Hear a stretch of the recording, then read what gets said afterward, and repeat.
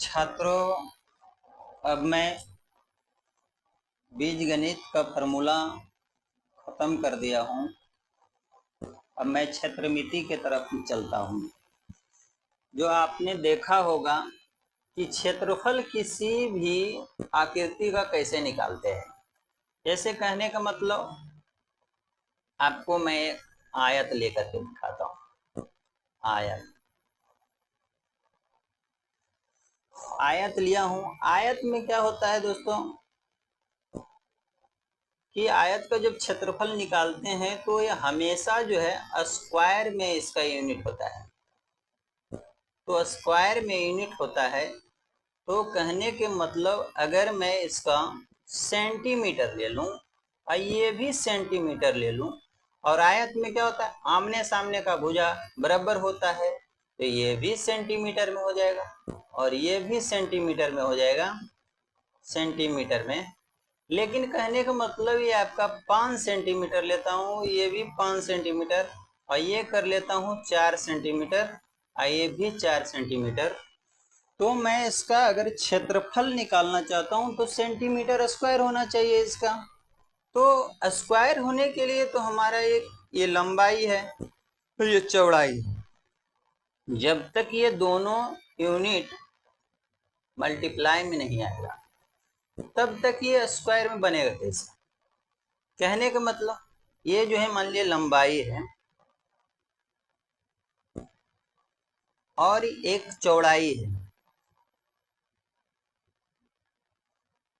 अब मैं इसको गुना कर दूं, जैसे कहने का मतलब 5 सेंटीमीटर और ये 4 सेंटीमीटर, तो ये दोनों गुना करूंगा तो क्या होगा, 5 चौका 20 हो जाएगा। लेकिन ये अंक वाला तो डिजिट हो गया तुम्हारा 5 चौक 20। अब ये सेंटीमीटर सेंटीमीटर जब गुना होगा ये क्या हो जाएगा, सेंटीमीटर स्क्वायर हो जाएगा। जो आपने देखा कि ये सेंटीमीटर स्क्वायर इसका यूनिट आ रहा है, ये आयत का क्षेत्रफल है।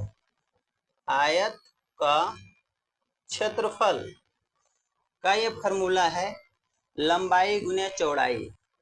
यदि मैं इसको जोड़ देता तो जोड़ देने के बाद क्या होता, ये मेरा ये सेंटीमीटर सेंटीमीटर सेंटीमीटर सेंटीमीटर, तो ये जुट जाता, तो 5 और 5 10 होता, 10 वही 8 हो जाता, ये दोनों मिला के 18 सेंटीमीटर हो जाता। तो ये मेरा क्षेत्रफल नहीं कहलाता, ये क्षेत्रफल मेरा नहीं कहलाता। ये क्या हो जाता, जब हम इसको चारों तरफ से नापेंगे तो ये क्या कहलाएगा, ये परिमाप मेरा कहला जाता। ये क्या है, परिमाप है मेरा। जैसे अगर आपको परिमाप कहता निकालने के लिए, आयत का परिमाप, आयत का परिमाप, तो दोस्तों परिमाप जो होता है उसका यूनिट होता है, सिर्फ यूनिट में कोई स्क्वायर क्यूब ये सब कुछ नहीं होता है।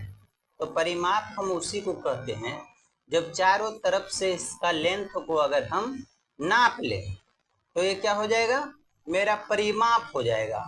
जैसे कहने का मतलब, और हम फार्मूला के माध्यम से क्या करते हैं, वही काम करते हैं कि चारों तरफ से माप लेता हूं।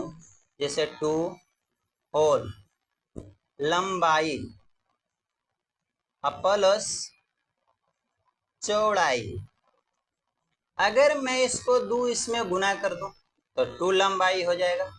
अगर इसको इसमें गुना कर देता हूं 2 चौड़ाई हो जाएगा। तो देख लो जरा सा कि ये लंबाई है, एक ये भी लंबाई है, 2 लंबाई है, और ये चौड़ाई है, ये भी चौड़ाई है, 2 चौड़ाई है।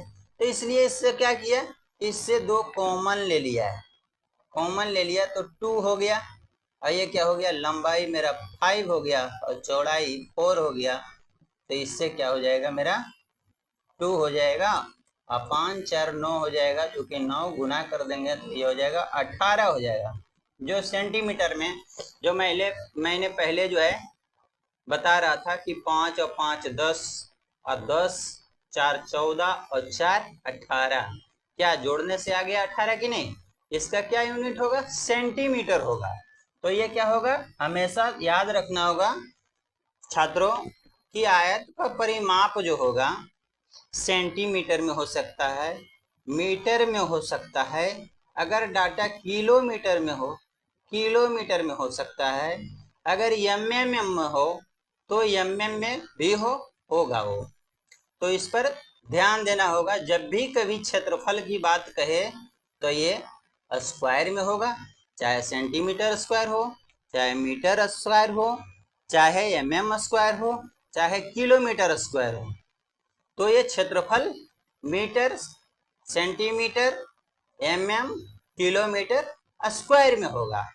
और आयत का जो परिमाप होगा, तो परिमाप जो होता है चारों तरफ का जो लंबाई या चौड़ाई है उसको अगर हम माप लेते हैं तो परिमाप कहलाता है, जिसको हम ये सूत्र के माध्यम से ले आए इस तरह से। लेकिन सूत्र भी क्या कहता है, देखो इसमें दो लंबाई है तो दोनों लंबाई को मैं इसमें लिख दिया, 2 लंबाई, इसके साथ गुना कर दूं तो 2 लंबाई, दो को देखो इसमें चौड़ाई है, ये 2 गुना कर दूं इसमें तो 2 चौड़ाई हो जाएगा।